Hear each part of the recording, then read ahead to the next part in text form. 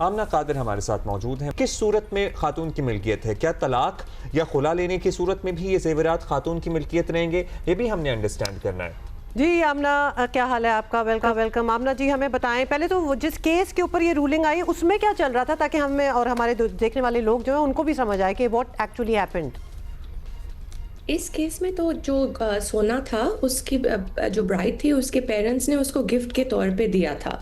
तो the entire 87 tolas of gold were given to her for as a gift from the parents. तो from the parents in law या फिर bride? नहीं, from her own parents. उसके अपने parents ने दिया था। तो ये तो जहेज, टेक्निकली तो हम माशरे में जहेज कहते हैं। एंड देन गिफ्ट्स, इवेंचुअली ये गिफ्ट्स, जहेज गिफ्ट्स, सुप्रीम कोर्ट ने कहा है कि डजेंट मैटर, जहेज है, गिफ्ट्स है, ये इंटरचेंजेबल हैं। मसला है कि आपने इंटेंशन को देखना है कि किस नीयत से ये चीज़ें दी गई थी। इनकी नीयत ये थी कि बीवी की होनी चाहिए, लड़की की होनी चाहिए, या शौहर की और शौहर की फैमिली की।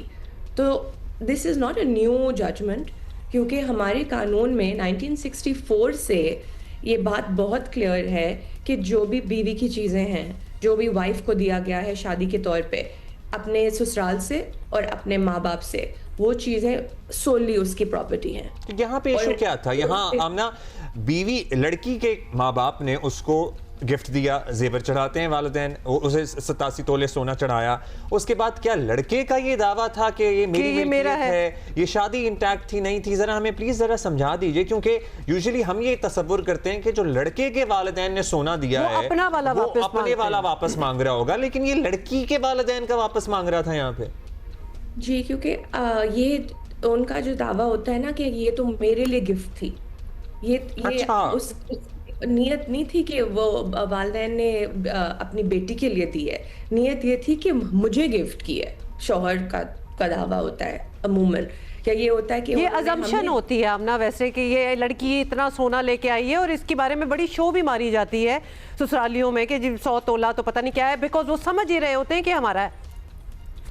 पर असल हैसियत ये है ना कि हमारे मुआशरे में औरतों को अक्सर अपने जायदाद से एक्सक्लूड किया जाता है, प्रॉपर्टी की विरासत प्रोसीडिंग से एक्सक्लूड किया जाता है। तो माँ बाप उनको ये चीज़ें, गोल्ड, शादी के टाइम पे जो भी उनको देते हैं, this is their security, financial protection. हमारे कानून में तो ये बात वाज़े तौर पे लिखी है।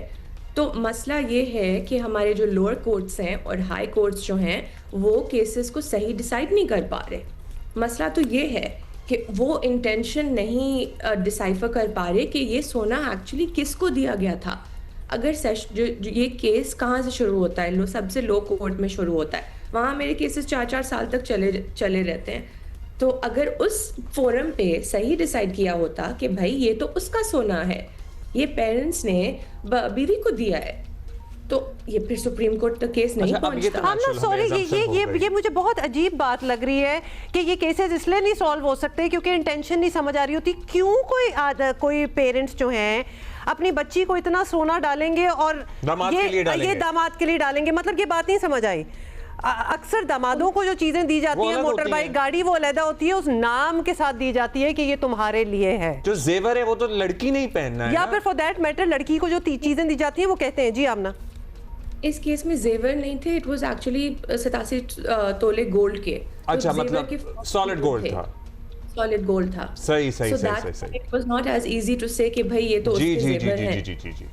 और नॉर्मल केसेस में जो होता है कि हर केस में जो भी शौहर की फैमिली देती है, मतलब वलीमे का सेट, वो वापस ले लेते हैं। अब वो सेपरेशन से पहले वो कहते हैं, ससुराल कहते हैं हर केस में मेरे, कि हम आपके जेवर रखेंगे सेफ कीपिंग के लिए, और फिर अलहदगी पे वो ले लेते। और ये जो जेवर होता है जो कि ससुराल देता है एक लड़की को, वो भी उसका अपना हुआ ना, उसकी मलकियत है। ये क्लैरिफाई कर दीजिएगा प्लीज। ये भी उसकी पर्सनल बिलोंगिंग्स हैं, और वेरी क्लियरली कानून में लिखा हुआ है कि जो भी औरत की पर्सनल बिलोंगिंग्स हैं, ये हक महर से अलहदा है, क्योंकि आपका हक महर तो निकाह नामे में लिखा होता है ना, और वो अमाउंट बहुत स्पेसिफिक लिखी होती है आपके निकाह नामे में। आपके निकाह नामे में ये तो नहीं लिखा होता ना ये ब्राइडल सेट इज योर हक महर। अगर ये लिखा हुआ होता तो फिर शायद सिचुएशन फर्क होती है, क्योंकि अगर आप लाइक क्रूअल्टी के बगैर, या अगर कोई हस्बैंड आपको खर्चा ना दे, अगर आप किसी वजह के बिना अलहदगी चूज करते हैं तो फिर आपको अपनी आधी हक महर सम सिचुएशंस में वापस देनी होती है, अगर आप किसी वजह के बगैर करें। बट हमारे मुआशरे में ऐसे नहीं होता। औरतों को पाबंद किया जाता है अलहदगी लेने के लिए, क्योंकि वो उनके ऊपर तशद्दुद करते हैं, उनको खर्चा नहीं देते, और ये क्रूअल्टी में आता है कानून के नहीं, तहत। ताकि वो खुला की तरफ जाए। तो अगर आप खुला की तरफ भी जाएं, अगर शौहर आपके साथ क्रूअल हो, कानून के तहत डिसोल्यूशन ऑफ मैरिजेस एक्ट के तहत, अगर शौहर आपको 2 साल से खर्चा ना दे, अगर वो आपको मारे, अगर वो आपसे बात ना करे, अगर वो आपको छोड़ के कहीं और चला जाए, तो ये क्रूअल्टी के अंदर फॉल करता है। उस सूरत में आपको जरूरत नहीं है कि आप अपना आधा हक महर सरेंडर करें। हमारे यहाँ केसेस में एक्चुअली कितनी दफा ये होता है कि खुला में कन्वर्ट करने की कोशिश की जाती है। हमने यही देखा है कि यूजुअली कि खुला में फिर हक महर सरेंडर करना पड़ता है खवातीन को, मगर आपने उसको बड़ा क्लियर आज वाजे किया कि अगर बगैर किसी वजह के खुला ली जा रही हो तो हाँ तब सरेंडर करना पड़ेगा, अगर लेजिट रीजंस हो तो आप नहीं करना चाहिए सरेंडर। तो ये होता भी है, ये अब हो रहा है। लाइक 2 साल पहले जस्टिस आयशा मलिक की जजमेंट आई थी, बट प्रॉब्लम यही है जो मैं हर वक्त कहती हूँ कि सुप्रीम कोर्ट की जो जजमेंट्स हैं, हम यहाँ बात कर रहे हैं, जो जजेस एक्चुअली फैसला करते हैं उनको तो इन जजमेंट्स का पता ही नहीं होता। मतलब तो जहाँ सेशंस कोर्ट्स में या तो वो जजमेंट्स पढ़ लें या अच्छा, आमना, प्रोग्राम देख लें हमारे। हमें एक या और बात चीज़ पढ़ लें। बताएं आमना, कि हम समझना चाहते हैं वो सिनारियो ज़रा हमारे लिए खींचें कि जहां अदालत में बड़ी क्लियर कट ऐसे केसेस जा रहे हैं और आप कह रही हैं कि सालों खिंचते हैं, वो क्या सिचुएशन होती है जहां ये बातें खिंचती हैं इतनी? मतलब जो वहाँ वकील होते हैं, आप जैसे जज बैठे होते हैं, बाकी अदालती पूरा निज़ाम चल रहा होता है। अब तक हमारे माशरे की इंटेंशंस तो समझ आई गई होंगी सबको, मतलब ये केसेस क्यों इतना खिंचते हैं और फिर अगले अदालत में, फिर बड़ी अदालतों में जाना, why do they get drawn on so long? Number 1, number 2, उसमें नहीं खर्चा हो रहा दोनों पार्टियों का? अगर वो अपने पैसे ही बचाने की कोशिश कर रहे हैं वो, तो ये भी तो एक खर्चा ही है। हमारे मुआशरे में जो वकील है ना, वो बहुत नॉमिनल अमाउंट लेते हैं, तो लाइक 20,000 30,000 इसमें आप एक वकील रख सकते हैं और वो आपका केस खींची जाए, क्योंकि हमारी अदालत का निज़ाम अब ये बन गया है, स्टेज पे बन गया है। तो हमारी अदालत का निज़ाम ये है कि आप बस अगर आप केस खींची जाएं तो फिर औरत को कुछ नहीं मिलेगा ना, अगर आप एडजर्नमेंट पे एडजर्नमेंट लेते जाएं। But there is an essence of अदालतों पे जाना, मतलब कोई शौक से नहीं जा रहा, वहाँ बात वहाँ तक पहुँच गई है कि आपको अदालत तक पहुँचना पड़ रहा है, because you pretty much understand कि आगे होने क्या वाला है। इसीलिए तो ये जजेस या लॉयर्स की पूरी फ्रेटर्निटी जो है, मतलब वो इंटेंशन वाली बात हो रही है ना, तो इंटेंशन उनको फौरन से नजर आ जानी चाहिए। Experience also speaks for something. तो why are they when they are in a capacity कि इसकी जजमेंट या इस केस को यहीं ख़त्म किया जाए, बिकॉज हमें समझ आ गया कि इधर क्या हो रहा है, why don't they exercise that ability जो उनको दी गई है कि अब आप ख़त्म करें इस काम को, दैट अथॉरिटी। आप अगर न्यूज़ फॉलो करें, आप शायद देखते हो कि अगर जज कोई हार्ड फैसला ले तो वकील उनको कमरों में लॉक कर देते हैं, वकला स्ट्राइक पे निकल आ जाते हैं, वकला उनको थ्रेट करना शुरू कर देते हैं जब जजेस ऐसे स्ट्रॉन्ग फैसले। Complex matter. अच्छा, ये तो लेट्स, ये तो आपकी अपनी सियासत है वकीलों की। अब हम जरा अपने इस केस पे आते हैं, उस पे भी एक शो हमने करना है कि अच्छा, अब जरा हमें एक्सप्लेन कर दीजिएगा, ये जरा कैटेगोरिकली कहिएगा, इन केस ऑफ सेपरेशन और डिवोर्स, जो जेवर लड़के वालों की तरफ से चढ़ाया गया है दुल्हन को at the time of wedding, या फिर during the course of wedding जो शौहर ने गिफ्ट दिया है एनिवर्सरी या किसी भी चीज पे, और ड्यूरिंग देयर लाइफ टुगेदर 5-10 साल व्हाटएवर, वो क्या यूजुअली यही होता है ना कि वो सारा जेवर इन द केस ऑफ तलाक वापस चला जाता है? क्या ठीक है, अपनी विल से कोई कर रहा है तो कर ले, लेकिन क्या ये मजाज है लड़की या उसके घर वाले वो जेवर वापस करने के, या वो ये कानूनन रख सकते हैं? कानूनन वेरी क्लियरली जो भी औरत की मलकियत हो गिफ्ट के तौर पे, वो उसकी पर्सनल बिलोंगिंग है। कानून में बहुत क्लियरली फैमिली कोर्ट्स एक्ट में स्केड्यूल में लिखा हुआ है, personal belongings belong solely to the wife. And इस पे हमारी बहुत सुप्रीम कोर्ट की जजमेंट सालों साल से आ रही हैं इस बात पे।